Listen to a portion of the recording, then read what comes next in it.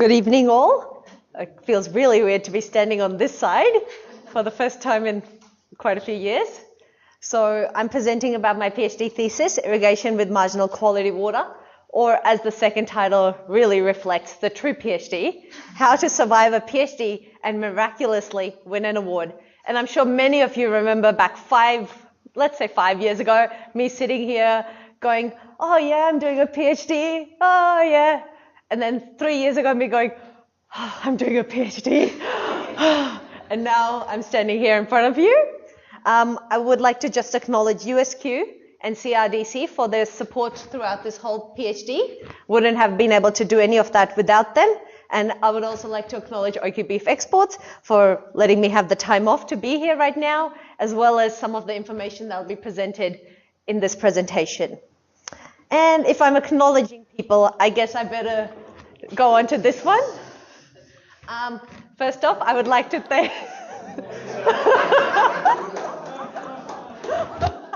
That's the best photo I could find on LinkedIn for most of those people. And I didn't think I should use the ones of that I had on my phone.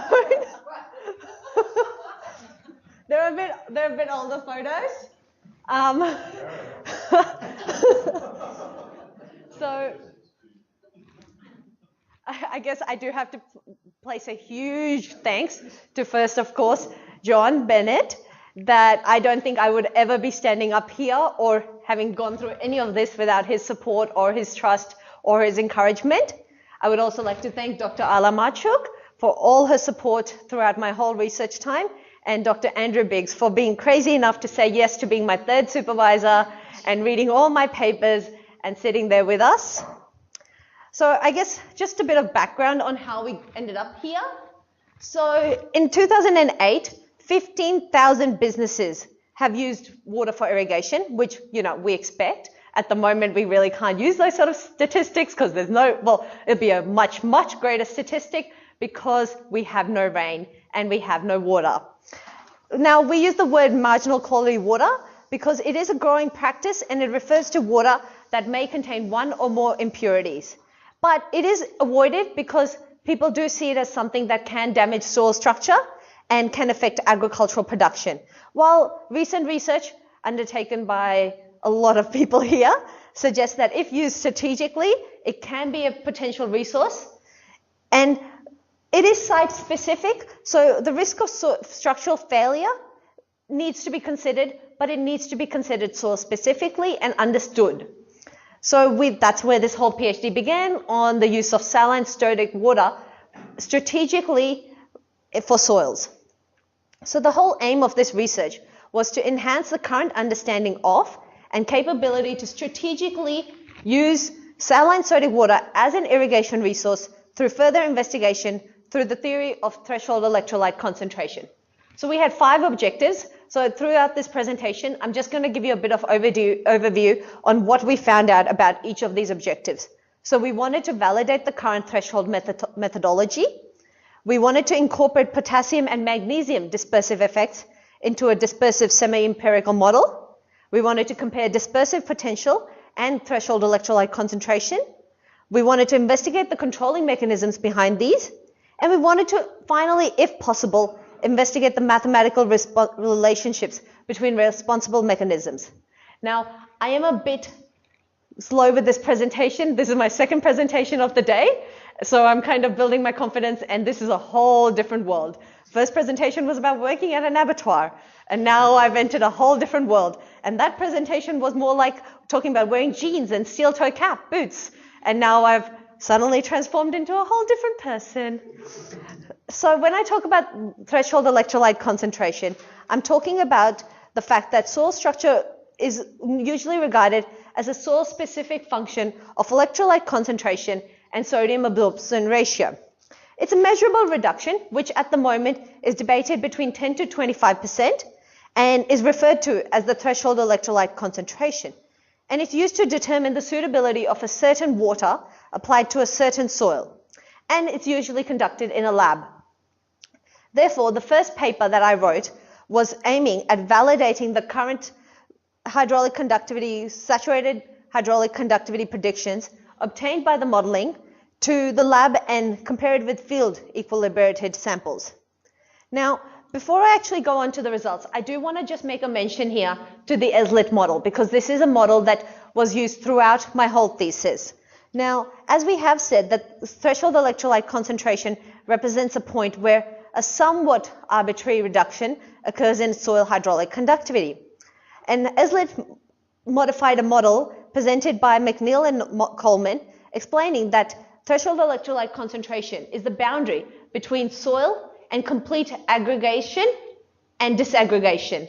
And now I've placed that formula in the bottom, which is the formula that we use to later validate this model. So that the results we found showed that the reduction in hydraulic conductivity, as predicted using threshold electrolyte concentration analysis, using the modeling for previously unirrigated soil versus the observed reduction in saturated hydraulic conductivity for soil previously irrigated with marginal quality saline-sodic water. Now, the diagonal red line in this graph represents the one-to-one line, while the black line is the regression fit for the observed data, ignoring those two outliers. So we were quite proud, thinking threshold electrolyte concentration does produce, and the model, results that can be used on soils today. Now, we did want to have a think about the implications of this though. The current guidelines that are used around having a look at water quality in regards to a certain soil state that you need to evaluate the quality of the irrigation water by superimposing its EC and SAR values on the graph that's given in the NZAC guidelines and see if it will affect soil structure. Water quality that falls to the right of the dashed line is unlikely to cause soil structure problems, while if it falls to the left, you're most likely going to see soil structural problems. So very general, very generic, and quite old in comparison to the research that we've undertaken. So we had quite a few implications onto our research. We found that irrigation systems can be adequately planned for in terms of water quality and soil structure degradation using the current research. Current guidelines for Australian irrigation utilize the general irrigations for the use of the water, which is advised against by the results of this work and previous literature. Now, lower limits for an SAR at a specified EC have a reduction of less than 20%, and increasing the reduction that defines the threshold is a worthy discussion in terms of ability to use the water. Soil-specific nature of the threshold electrolyte concentration, and we should expect the turbidity concentration to be soil-specific with potential to occur at an RK-SAT greater than 50%. But therefore, this whole paper led to one important point, that it is very important to move on from generalized guidelines for water quality in agricultural production. Let me know if I'm going too fast, because I'm very nervous. This is the first time I'm presenting a lot of this sort of work. So the second concept that we investigated throughout this research was dispersive potential. Now, dispersive potential was thought to be a potentially more rapid method to determine the threshold electrolyte concentration. And it could make things a lot easier to make management recommendations. It's measured specifically for each soil, which is what we want, and it's calculated on the basis of the solution concentration and the threshold concentration. And it uses the osmotic pressure to calculate the final value. Therefore, we wanted to evaluate this method against the threshold electrolyte concentration data to determine if it is a much better method for us. So just something interesting that we found as we did a bit more literature review into the concept of dispersive potential was that dispersive potential actually calculates the turbidity concentration and not the threshold concentration. The turbidity concentration refers to the point at which dispersed clays start to appear in the percolating solution, and the concentration is actually about a quarter of the threshold. This concept has been, in the previous papers, it has been evaluated for existing dispersive soils or soils made to be dispersive and subject to rapid dilution with distilled water to simulate rainfall. And therefore, we started to question the practicality of this method to determine an irrigation water quality suitability to non-dispersive soil. And then that changed the aim of this whole paper. So about halfway through, we decided, let's actually reevaluate the aim and work out what do we actually need to undertake. Therefore, the aim of the study became whether it is possible in non-dispersive vertisols irrigated with marginal quality water. So we undertook this testing with two different methods. We used a titration method and an observational method to determine the dispersive potential, and we used a deionized water environment, and the trend line, as you can see up showed in the top left, pertaining to the titration, and the lower right shows the results to the observational method. Now, both these two methods did produce quite interesting results.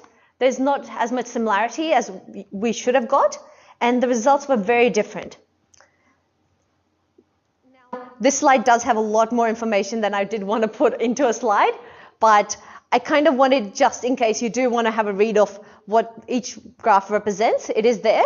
But we graphed in this one the turbidity concentration and the threshold electrolyte concentration, which is represented as a 10% reduction in hydraulic conductivity. Now, the solution concentration below the threshold line are assumed to maintain the soil in a stable state, while those above cause dispersion. Now, as you can see, and the circles represent a reduction where it was less than 10%, where the unfilled represent the opposite. Therefore, these results do show that dispersive potential approach to threshold electrolyte concentration did not tell us any efficiently that what's the actual threshold in non-dispersive soils equilibrated with irrigation solution. Using it to determine the aggregation and dispersion boundary for initially non-dispersive soils appears to be full of merit. However, it's only where the aggregates equilibrated with the irrigation solution was subject to rapid dilution with deionized water. That led us to the next question we had. We need to quantify the aggregation dispersion boundary. The aggregation dispersion boundary may be used as this threshold, which is known as the threshold turbidity concentration. And we needed to quantify the extent of reduction that occurs at the turbidity concentration and compare this to traditional threshold electrolyte concentration approaches. And the turbidity concentration was determined as the point where dispersed clay was detected and then compared to the threshold electrolyte concentration, with the difference between these compared within the measured domain. The reduction in saturated hydraulic conductivity from a calcium dominant stable condition was determined at each threshold value. So as stated earlier, the turbidity concentration is approximately a quarter that of the threshold electrolyte concentration, meaning that the threshold electrolyte concentration provides a 3 to 4 times fold safety factor in terms of inducing dispersion. The turbidity concentration, according to these results, should not be breached, as tolerable should be practical and practically defined as minimizing environmental harm.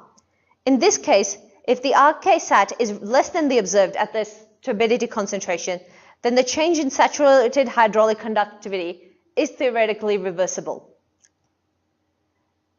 So this brings me to an interesting graph that was actually published in a paper by Bennett et al. In last year. The paper describes the clay domain volume expansion concept. This explains that the RK-SAT, as being due to the clay domain volume increase, rather than repulsive forces resulting in dispersion prior to the turbidity concentration, in that sense, it is the development of a diffuse double layer that is theoretically reversible, meaning that the hydraulic saturated reduction prior to turbidity concentration should be reversible too. So then we decided, let's jump guns totally and go look at something different. So then we focused on the incorporation of potassium into the threshold electrolyte concentration model. A lot of current research has shown that potassium and magnesium do have a significant effect on the effect of dispersion. Now, we're not sure, especially in regards to magnesium, the extent of that impact. However, potassium, through the research of Ala Marchuk and Pichu Rangasamy, has shown to have a significant effect. So therefore, we believe that the incorporation of potassium into the model is quite crucial. And a good example for this is I find the comparison of the cross and SAR model. As you can see, the R squared value in regards to the percentage of dispersed clay hugely varies between the SAR model and the cross model. Therefore, our work seeks to incorporate the model of K into desegregation model for threshold electrolyte concentration and validate this against an equivalent Na system using an ionicity approach. The results were different.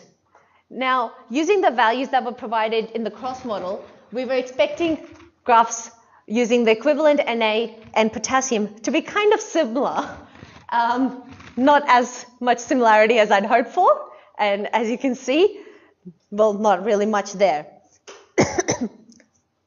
Now, as the three-dimensional surfaces to the left are the surfaces associated with the use of sodium, and the solutions on the right are presented as equivalent potassium.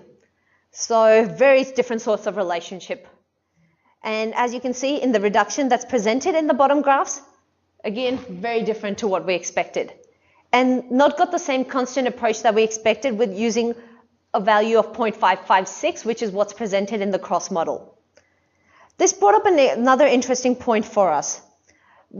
Is the coefficient soil specific? The coefficient of 0.556 was determined in the cross model using a variety of soils and averaged. But looking at these values, that brings up the question that the coefficient is actually soil specific. Now, another thing we did find, if we did a comparison of the semi-empirical reduction in the saturated hydraulic conductivity results using a potassium-based calcium system and a sodium-based. Now, the red line represents a one-to-one response that we expected, but however, as solution EC progresses, you see a bit of a deviation from the line, which was greater for all the soils as the soil solution concentration increased. And it actually varies between the 4 different soils. Now, this suggests to us that increasing soil solution concentration in a potassium system has actually a greater effect on compressing the diffuse double layer than in a sodium system. And this has brought up a very interesting point that I'm hoping will be investigated further soon and kind of answered about why this has happened. But very interesting point, I thought. Now, the final paper, which hasn't been published yet, brings up the question of Zeta Potential. We believe that Zeta Potential has a quite effect on the controlling mechanisms of a threshold electrolyte concentration. However, its threshold electrolyte concentration is not currently predictable at the required level of confidence. The net negative charge measured as the electrophoretic mobility of clay particles, it's a very hard word, provided a measure of the actual charge available for hydration interactions. And the application of net negative charge to the desegregation process prior to clay dispersion and resulting in a reduction of saturated hydraulic conductivity could maybe provide insight towards threshold prediction. And this work chose to test the hypothesis that zeta is a function of EC and SAR for a given pH, and that such relationship is closely related to the saturated hydraulic conductivity. So what we found was that zeta is a function of EC and SAR for a given pH, and zeta was closely related to the saturated hydraulic conductivity. The EC of the soil solution was confirmed as having a much lower effect on the net negative charge than sodium. Net negative charge was able to be predicted from a soil from the saturated hydraulic conductivity, but these predictions just were not possible between the soils due to the difference between the saturated hydraulic conductivity in response to approaching a pure sodium solution system. It was hypothesized that further investigation on the effect of clay's content, sesquicide occurrence, and zeta on saturated hydraulic conductivity should result in prediction from saturated hydraulic conductivity. So lots of big words there, lots of words, don't worry about it. So it just brought us to the point that one thing I could definitely say by the end of my research was a lot more research is needed. Well, isn't that the role of a scientist? So one of the biggest things I did want to suggest was that there is a lot of work needed in the current guidelines associated with the use of marginal quality water, especially with the current situation that we are in regards to the unavailability of water. So I think if the guidelines can be improved, it can make things a lot easier for farmers. Now, the current method is very time consuming and laborious. As many of us in here could tell you that doing a threshold electrolyte concentration, 3 weeks of your life just disappears. And it does need a lot of work. And I mean, if we can automate the process, it would be great. The ionicity concept, which has been mentioned in this research, is something that should be investigated. And finally, I think as the sort of world we're living in at the moment, a predictive model would be great. But this kind of brings me to the point though, talking about the use of marginal quality water. The joy of a job hunt. I spent 5 months, 6 months even, looking for a job that would make me happy, and it was very hard at times, very, very hard. And somehow, I think, thanks to a really random lucky moment, I've got a job offered to me as an environmental engineer at Oakey Beef Exports. And I'm working as an environmental officer there. It's a very big change from being at a university. Your whole view of thinking changes. Suddenly you're going from the point of where you just want to have cool findings and you want to prove your point and all of that, to where, you know, you have a great suggestion, but then you have to actually think of it in terms of production and its effect on the whole world around you. And it's not just, yes, I've done this. It's actually completing a project like putting in a new pipeline. So I'm very grateful for the opportunity that I've been given at Oakey Beef Exports. So now, before I get into, I just want to give you a bit of history on Oakey Beef Exports. It is owned by a Japan-based company called NH Food Groups, and it is one of the Darling Downs region's largest beef processing plants. And as of today, we employ 760 people. Now, we sell our products all over the world: Japan, USA, Canada, China. We've actually recently also obtained our halal certification, so we can sell to the whole Middle Eastern markets as well. We do sell domestically. So for example, your Macca's Burgers patties are actually from Oakey Beef Exports. Costco Meat, all of their beef is actually bought through Oakey Beef Exports. But you might be thinking, an environmental engineer at an abattoir, what does she do? This is just some photos that was taken in one day of my work. So my normal day can range from working with the compost of ponche material at the plant, it is as smelly as it sounds, to measuring water meters and looking at water reduction projects, dealing with the biogas unit at our site. So if anybody's driven past Oakey towards Dalby, that giant bubble is a biogas plant. We produce about at least 3,000 meters cubed of gas a day and use it back into our plant, which I think is one of the coolest things ever, and I love talking about that. I look after our evaporation dam system, the top photo, our soil remediation, which connects back to here. I deal with a lot of the government work, such as license changes and such. And finally, I'm dealing with the issue of irrigation with marginal quality water, which we've actually, that's from our new pipeline that goes in, hopefully in the next 2 weeks. So that's our cool new center pivot. So as I just stated, my PhD has actually led to me having a huge advantage at this abattoir. I get to actually apply my PhD directly and talk about the stuff I have learned into how irrigation with marginal quality water. So as an abattoir, and the bore water we have has quite a high amount of salt originally before it even goes through our site. And we have no choice but to irrigate with it. One, we've got a huge market for the crop we are growing at the moment. Two, it is a site of disposal of our wastewater. And it is one of those situations where you've got wastewater being produced every day and you do need to do something about it before the dam overflows. And you can't just, as an environmental, as a research person, I would love to say, let's just stop irrigating with it. And you can't, because we do need to dispose of that wastewater. So these are just some photos of our irrigation paddock. This is the old one. When the crop was in, when was this? Early January. As you can see, there is a lot of dry patches because of the rain, but we are irrigating at the moment because one, we're trying to dispose of the water, and two, we do want to keep this crop growing. So I get to apply my PhD directly at a job like this. These are some of the tips that I've come up with after talking to a few of our students of how to get through that PhD and end up at the end. So make sure you are actually passionate about the topic. There was a few points that I used to doubt, why am I doing this? And then I remember the reasoning that used to get me up every day. And it was things like, there's an actual real life purpose to this research, and the farmers can use it, and it will lead to some practical applications. And that might be different for other people, but that's what kept me really passionate. Keep your friends and family close. The number of times I've gone home and cried to my mother or had breakfast with my friends going, what did I do with my life? Now, make PhD friends, because you need people who understand the pain. And I'm sure, as some of the people in here would know, having been in an office with me for 4 or so years, they will understand the pain. And trust me, that is one of the biggest pieces of advice I can give you. Ask for help. And it doesn't have to be PhD help. I mean, there was a lot of times when my mother and father would be helping me just wash up bottles late at night just so I could get home and go to sleep, especially in the last year. And it was just having a friend bring me a cupcake one day. So ask for that. But have the freak out, have the breakdowns. It actually does make things easier. The number of times that I have cried, but then gone back the next day feeling stronger, it's amazing. And it's true though.